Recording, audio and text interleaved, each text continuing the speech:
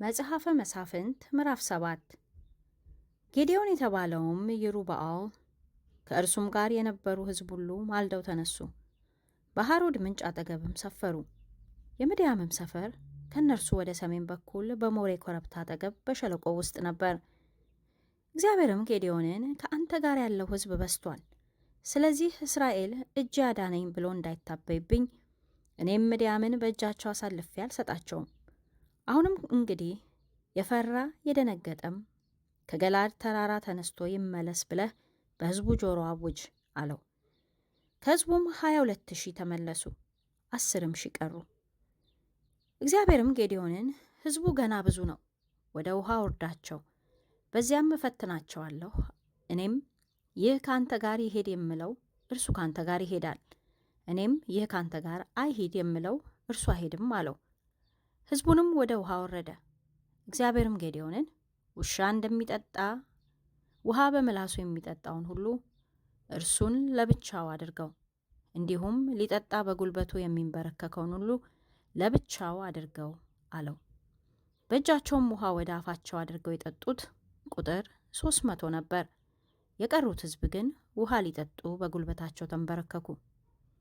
እግዚአብሔርም ጌዴዎንን በእጃቸው ውሃ በጠጡት በ300 ሰዎች አድናቸዋለሁ፣ ምድያማውያንንም በእጅህ አሳልፌ እሰጥሃለሁ፣ የቀሩት ሕዝብ ሁሉ ግን ወደ ስፍራቸው ይመለሱ አለው። የሕዝቡንም ስንቅና ቀንደ መለከት በእጃቸው ወሰዱ። የቀሩትንም የእስራኤል ሰዎች ሁሉ ወደ ድንኳናቸው ሰደዳቸው። 300 ሰዎች ግን በእርሱ ዘንድ ጠበቃቸው። የምድያምም ሰፈር ከእርሱ በታች በሸለቆ ውስጥ ነበረ።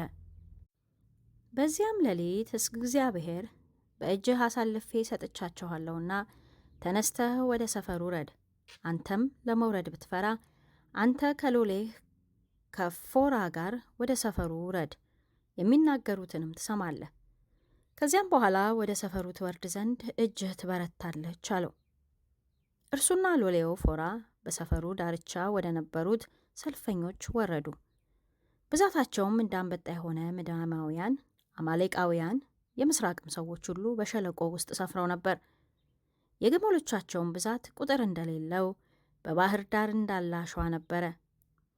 ጌዴዎንም በደረሰ ጊዜ አንድ ሰው ሕልምን ለባልንጀራው ሲያጫውት፣ እነሆ ሕልም አለምኩ፣ እነሆም አንዲት የገብስ እንጎቻ ወደ ምድያም ሰፈር ተንከባላ ወረደች፣ ወደ ድንኳኑም ደርሳ እስኪወድቅ ድረስ መታችው፣ ገለበጠችውም፣ ድንኳኑም ተጋደመ ይል ነበር። ባልንጀራውን መልሶ ይህ ነገር ከእስራኤል ሰው ከኢዮአስ ልጅ ከጌዴዎን ሰይፍ በቀር ሌላ አይደለም፣ እግዚአብሔር ምድያምን ሰራዊቱን ሁሉ በእጁ አሳልፎ ሰጥቷል አለው። ጌዴዎንም ሕልሙንና ትርጓሜውን በሰማ ጊዜ ሰገደ።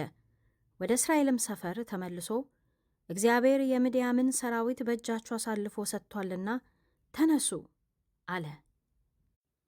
300 ሰዎች በ3 ወገን ከፈላቸው። በሁሉም እጅ ቀንደ መለከትና ባዶ ማሰሮ፣ በማሰሮውም ውስጥ ችቦ ሰጠ።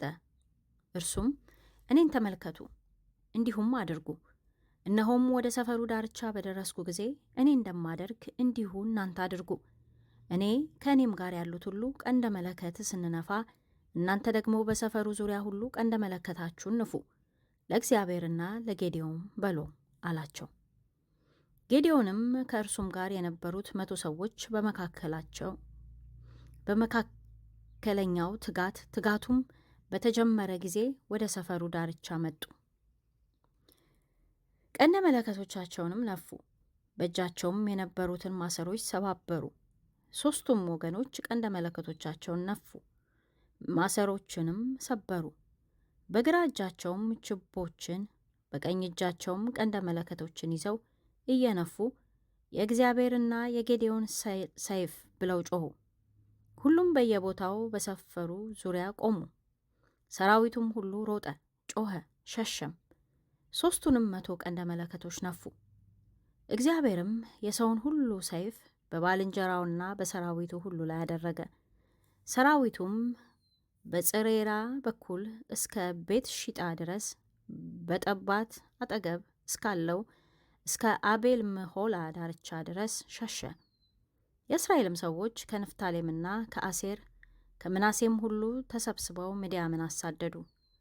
ጌዴዎንም ምድያምን ለመገናኘት ወረዱ። እስከ ቤት ባራም ድረስ ያለውን ውሃ ዮርዳኖስን ያዙባቸው ብሎ መልእክተኞችን በኤፍሬም ወዳለው ተራራማ አገር ሁሉ ወሰደደ። የኤፍሬም ሰዎችም ሁሉ ተሰብስበው እስከ ቤት ባራ ድረስ ውሃውን ዮርዳኖስን ያዙ። የምድያምን ሁለቱን መኳንንት ሄሬብንና ዜብን ያዙ። ሄሬብንም በሄሬብ አለት አጠገብ ገደሉት። ዜብንም በዜብ መጥመቂያ ላይ ገደሉት። ምድያምንም አሳደዱ። የሄሬብንና የዜብንም ራስ ይዘው ወደ ዮርዳኖስ ማዶ ወደ ጌዴዎን መጡ።